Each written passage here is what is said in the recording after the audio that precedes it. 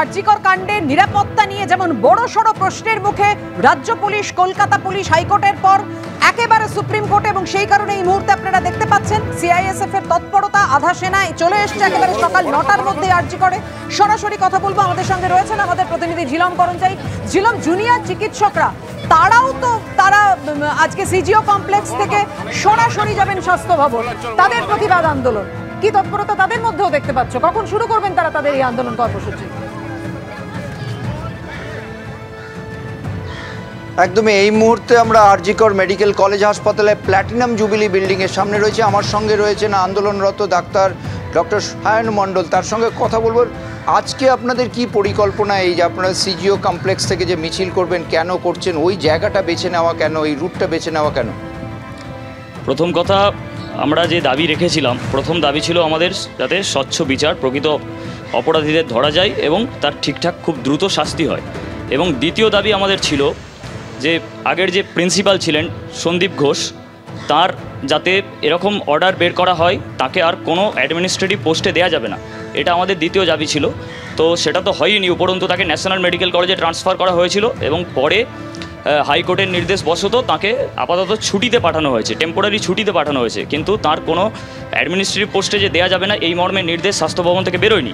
দ্বিতীয় দাবি আমাদের ছিল আর যারা অথরিটি আছেন, MSVP, dean of student section, তার সাথে মানে অ্যাসিস্ট্যান্ট সুপার ওই দিন যিনি কর্মরত অবস্থায় ছিলেন, এবং চেস্ট মেডিসিনের এইচওডি স্যার, ওনাদেরও আমরা পদত্যাগ দাবি করেছিলাম এবং এই মর্মে অর্ডার বের করার জন্য বলেছিলাম স্বাস্থ্য ভবনকে। স্বাস্থ্য ভবন সেই কথা শোনেনি। এবং এরপর আমাদের আরও যেটা কনসার্ন, সেটা হচ্ছে এখনকার যিনি প্রিন্সিপাল সুরিতা পাল, তিনি কিন্তু আমাদের মধ্যে আসছেন না। তিনি স্বাস্থ্য ভবন থেকেই অ্যাডমিনিস্ট্রেশন রান করাবার মতো একটা সিদ্ধান্ত নিয়েছেন। এবার আমাদের কোশ্চেন হচ্ছে, যেদিন আমাদের ওপর এখানে বর্বরচিত হামলা হলো দুষ্কৃতীদের দ্বারা, তখন আমরা ওনাকে অনেকবার ফোন করে যোগাযোগ করার চেষ্টা করেছিলাম, উনি যোগাযোগ করেননি। উনি 12 ঘন্টা পর ঘটনাস্থলে এসে উপস্থিত হন এবং তারপর থেকেও আমাদের বিভিন্ন সমস্যার জন্য ওনাকে যখন রিচ করার চেষ্টা করা হচ্ছে, ওনাকে কিন্তু পাওয়া যাচ্ছে না। এই অবস্থায় আমাদের দাবি হচ্ছে, উনি আমাদের অভিভাবক সম, উনি আমাদের এখন বর্তমান প্রিন্সিপাল, উনি যদি আমাদের ক্যাম্পাসে থেকে কাজ না করতে পারেন, আমরা মানে এই প্রিন্সিপালেরও পদত্যাগ দাবি করছি। বেসিক্যালি আমরা অন্য অভিভাবক চাই। তো এই মিছিলটা, ওই জায়গাটা বেছে নেওয়ার কারণ কি আপনাদের? এই জায়গাটা বেছে নেওয়ার কারণ হচ্ছে, প্রথম কথা, সিজিও কমপ্লেক্স থেকে আমরা স্বাস্থ্য ভবন যাচ্ছি।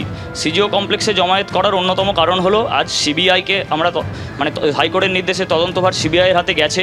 আমরা কিন্তু অধীর আগ্রহে অপেক্ষা করে আছি প্রকৃত অপরাধী কে সেটা দ্রুত চিহ্নিত করার উদ্দেশ্যে। কিন্তু আজ 6 দিন হয়ে গেল, সেরকম কোনো ক্লু কিন্তু পাওয়া যায়নি। সেরকম সিবিআই কিন্তু মুখ ফুটে কিছু বলছে না। এবং আগে যে ধরা পড়েছিল সঞ্জয় রায়, সেটা বাদ দিয়ে অন্য কোনো অপরাধীর নাম কিন্তু এখন পর্যন্ত জানা যাচ্ছে না।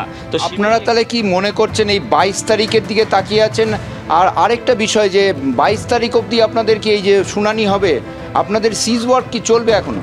হ্যাঁ, 22 তারিখ পর্যন্ত চলবে। কাল সুপ্রিম কোর্ট আমাদেরকে অনুরোধ করেছে কাজে জয়েন করার জন্য, আমাদের আন্দোলন প্রত্যাহার করার জন্য। কিন্তু আমরা কাল সুপ্রিম কোর্টের যে শুনানিটা হলো, সেখান থেকে নিরাপত্তা সংক্রান্ত বেশ কিছু পদক্ষেপ দেখতে পেয়েছি। কিন্তু অ্যাকচুয়ালি আমাদের প্রথম যেটা দাবি, যে একদম ঠিকঠাক বিচার, সেই জায়গায় প্রকৃত অপরাধী কে বা তার কিভাবে কবে শাস্তি হবে, সেই নিয়ে কোনো কিন্তু কাল আমরা দিশা পাইনি। সেই কারণে আমরা 22 তারিখের যে চার্জশিট সিবিআই পেশ করে, তার দিকে অধীর আগ্রহে অপেক্ষা করে আছি। এবং আজকে সিআইএসএফ এর ডিআইজি এসছেন আপনাদের এই মেডিকেল কলেজের নিরাপত্তার বিষয়ে, মহামান্য সুপ্রিম কোর্টে যে প্রধান বিচারপতি, তার নির্দেশে কি বলবেন? সিআইএসএফ কি আপনারা চাইছেন, না সিআইএসএফ চাইছেন না? এই পদক্ষেপটা কি চোখে দেখছেন?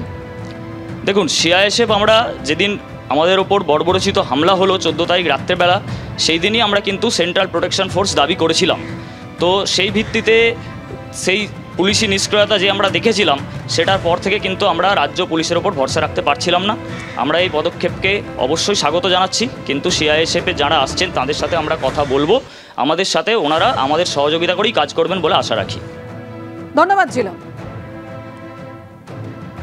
প্রতিবাদীদের হুমকি দিয়ে আন্দোলনকারীদের দিকে একের পর এক আক্রমণ ছুঁড়েছিলেন উত্তরবঙ্গ উন্নয়ন মন্ত্রী উদয়ন গুহ। এবার তার বিধানসভা কেন্দ্র দিনহাটাতে আরজিকর কাণ্ডের প্রতিবাদ মিছিলে হামলার অভিযোগ উঠল তৃণমূলের বিরুদ্ধে। পুলিশের সামনেই তৈরি হলো চরম বিশৃঙ্খলা।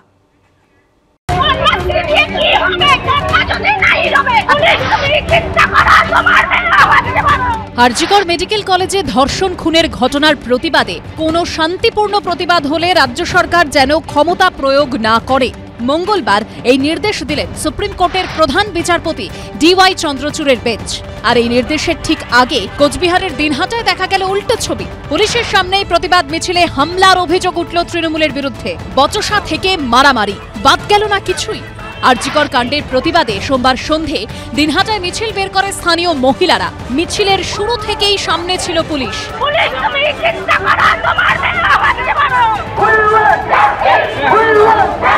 কিন্তু অভিযোগ, তৃণমূল পরিচালিত দিনহাটা পুরসভার ভাইস চেয়ারম্যানের উপস্থিতিতে তৃণমূলের কর্মী সমর্থকরা মাইক ও ফ্লেক্স নিজেদের দখলে নিতে চায়। মিছিলে আচমকা বিজেপি ও সিবিআই এর বিরুদ্ধে স্লোগান ওঠে।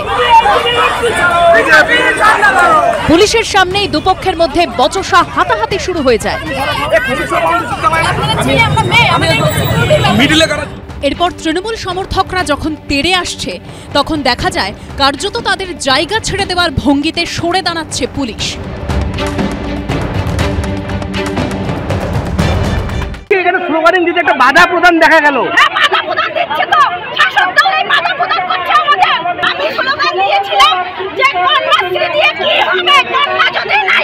আচ্ছা, মিছিলটি এটা কোনো দলের মিছিল ছিল না, সাধারণ মানুষের মিছিল ছিল। সেই মিছিলে আমারও মনে হয়েছে যে সেই মিছিলে আমিও পা মেলাই, আমিও তো প্রতিবাদী, তাদের সাথেও একই সাথে গলা মিলিয়েছি। এবার কে কোথায় হামলা করলো সেটা আমার দেখা নেই বা আমি দেখিও নি। সম্প্রতি আন্দোলনকারীদের উদ্দেশ্যে হুঁশিয়ারি দিয়েছিলেন দিনহাটার তৃণমূল বিধায়ক ও উত্তরবঙ্গ উন্নয়ন মন্ত্রী উদয়ন গুহ। হাসিনাকে দেখে তোমাদের মুখে যদি হাসি ফোটে, সেই হাসি কি করে বন্ধ করে দিতে হয় তৃণমূলের নেতা কর্মীরা সেটা জানে। যদি অরাজকতা সৃষ্টি করতে চাও, যদি নৈরাজ্য সৃষ্টি করতে চাও, রাস্তায় নেমে তাকে প্রতিহত করবার রাস্তা আমাদের জানা আছে। যারা আঙুলগুলো মমতা বন্দ্যোপাধ্যায়ের পদত্যাগ চাইছে, সেই আঙুলগুলোকে চিহ্নিত করে সেই আঙুলগুলোকেও ভেঙে দেওয়ার বন্দোবস্ত করতে হবে। দিনহাটার তৃণমূল বিধায়কের হুঁশিয়ারির পরই প্রতিবাদ মিছিলে হামলার ঘটনায় সুনির্দিষ্ট পরিকল্পনা দেখছে বিরোধীরা।